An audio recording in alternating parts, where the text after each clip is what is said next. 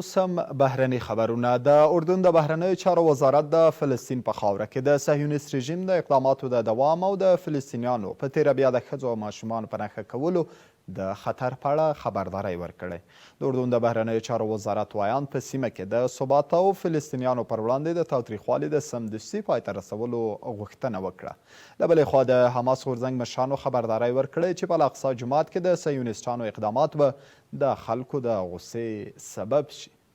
د اردن د بهرنیو چارو وزارت ویان د فلسطین په خاوره کې د صهیونیست رژیم د اقداماتو د دوام او د فلسطینیانو په تیره بیا د ښځو او ماشومانو په نښه کولو د خطر په اړه خبرداری ورکړ. د اردن د بهرنیو چارو وزارت ویان په فلسطین کې د صهیونیست رژیم د اقداماتو د دوام او د فلسطینیانو په تیره بیا د ښځو او ماشومانو په نښه کولو د خطر په هکله خبرداری ورکړ او زیاته کړه چې پر الاقصی جومات برید به ناوړه پایلې ولري.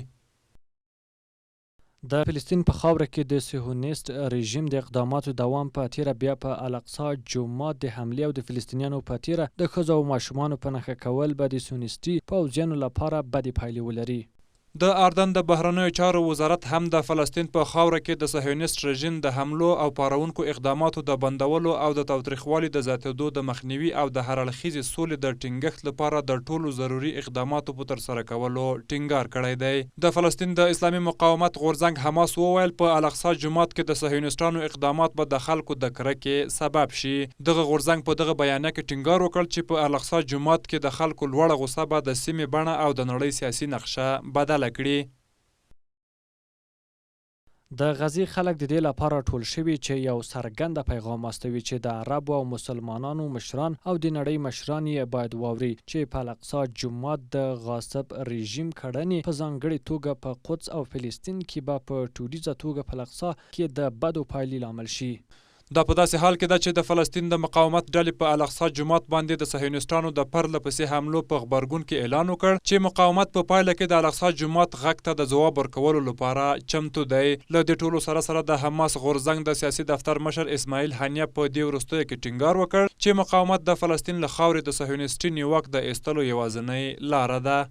د روسیې د دفاع وزارت د اوکراین په دونتسک ولایت کې د لیمان ښار څخه د وتلو رسمي اعلان وکړ. له دې مخکې اوکراین په دغه ښار کې د څه باندې 5,000 روسي پوځیانو د محاصرې اعلان کړی و. په ورته وخت کې د چچنیا ولسمشر رمضان قدیروف له مسکو څخه غوښتي چې د تکتیکي اټومي وسلو پر کارولو غور وکړي. د امریکا دفاع وزیر ویلي چې د اټومي وسلو د کارولو په اړه د روسیې د ولسمشر د پریکړې هیڅ نښه نشته.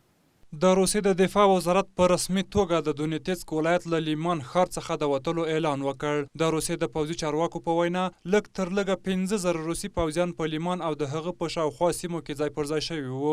2 ورځې وړاندې اوکراین په دغه ښار کې څه د پاسه 15,000 روسي پوځیانو د محاصرې اعلان وکړ. دا په دونیتسک کې د اوکراین د پوځ لخوا لومړی بریالی ځواب دی او له روسیې سره د اوکراین د 4 نیول شویو سیمو له رسمي الحاق یوه ورځ وروسته د اوکراین د دفاع وزارت په خپل ټویټر کې اعلان وکړ چې د هیواد پوځ د لیمان ښار ته ننوتلی دی. ورته مهال د چچنیا ولسمشر رمضان قدیروف له مسکو څخه غوښتي چې د تاکتیکي اټومي وسلو په کارولو کې غور وکړي.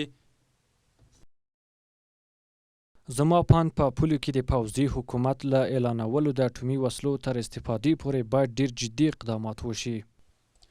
د اوکراین په جګړه کې د روسیې لخوا د تاکتیکي اټومي وسلو د کارولو په اړه د چچنیا د ولسمشر ټینګار په داسې حال کې شوی چې د امریکا د دفاع وزیر په یوه ټلویزیوني مرکه کې ویلي چې د اټومي وسلو د کارولو په اړه د پوتین د پریکړې کومه نښه نشته. د مسکو اټومي ګواښونه غندو. زه باور لرم چې د اوکراین په روانه جګړه کې د اټومي وسلو د کارولو په اړه د روسیې د ولسمشر ولادیمیر پوتین د پریکړې کومه نښه نشته.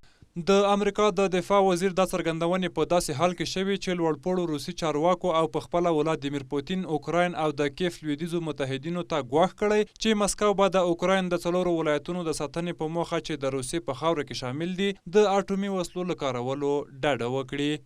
د لوبو له ډګره مهم وروستي خبرونه هم لرو خو اوس لپاره لنډه دمه.